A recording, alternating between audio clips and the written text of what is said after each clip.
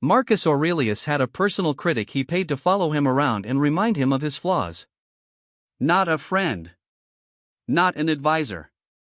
A man whose job was to tell him every uncomfortable truth his inner circle was too afraid to say. That's not ancient wisdom, that's a survival strategy. And most men today have it completely backwards. By the end of this video, you'll know exactly why the people who dislike you hold the most accurate map of who you actually are, and how to use that map to become someone your enemies can't touch. Here's what's at stake. You're walking around with a blind spot the size of a building. Your friends see it. They just won't tell you. Your enemies see it too, and they're either using it against you right now, or they're waiting. The man who refuses to look at this blind spot doesn't grow. He just gets blindsided over and over and calls it bad luck. Your friends are invested in the version of you that benefits them. Think about the last time you told a close friend about a bad decision, a bad business move, a relationship you stayed in too long, a habit you kept defending. Chances are they nodded. They agreed. They said, "Yeah man, that's rough." Now think about the last time an enemy or a rival said something that stung. Something you immediately wanted to dismiss. And then, at 2 a.m., you realized they were right. Friends build their identity partly around you. If you change, if you admit you were wrong, it disrupts the dynamic. Subconsciously, they have skin in the game, keeping you exactly as you are. Enemies have the opposite incentive. They're watching for weakness with no emotional filter. Their criticism is often more accurate precisely because it's delivered without the softening of loyalty. Jung called this the shadow, the parts of yourself you can't see. Your enemies are reading your shadow like a manual. Criticism from someone who dislikes you has a specific kind of signal-to-noise ratio you can't get anywhere else. Schopenhauer spent decades being dismissed, mocked, and professionally humiliated by his contemporaries, including Hegel, who actively undermined him. But Schopenhauer didn't collapse. He used the criticism as data. He identified which attacks were personal and which pointed at real gaps in his thinking. The hostility gave him clarity that polite academic feedback never could. When someone likes you, they round up. When someone dislikes you, they round down. The truth usually sits somewhere in the middle, but the rounding down version is closer to the edge cases, the real vulnerabilities. Think of it like a stress test. A supportive colleague gives you a comfortable benchmark. An adversary runs your system at 200% load and shows you exactly where it breaks. That's where the useful information lives. The way your enemies describe you reveals the gap between your self-image and your actual impact. Nietzsche wrote that a man of genuine strength doesn't need his enemies to be wrong about him, he needs them to be worth fighting. Pay attention to the specific language people use when they criticize you.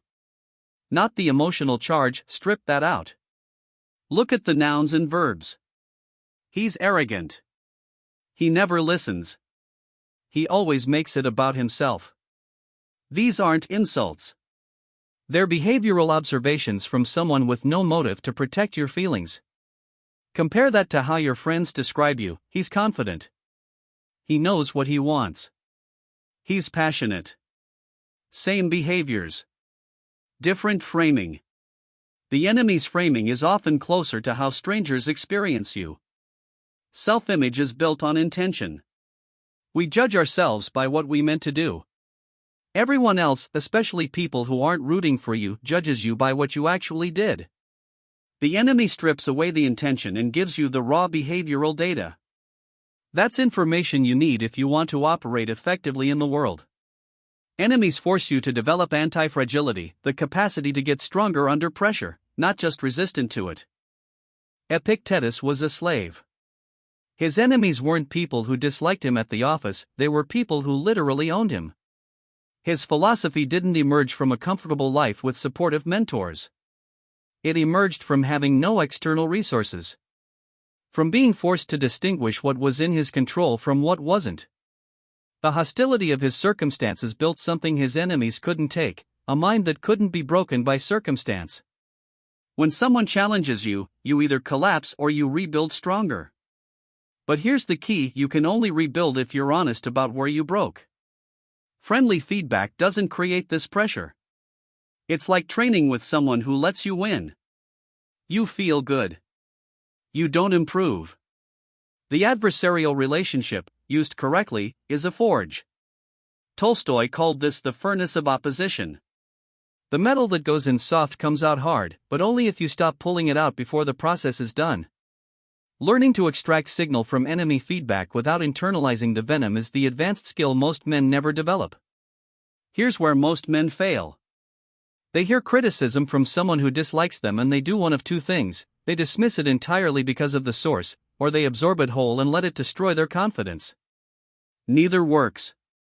The move is to separate the delivery from the content.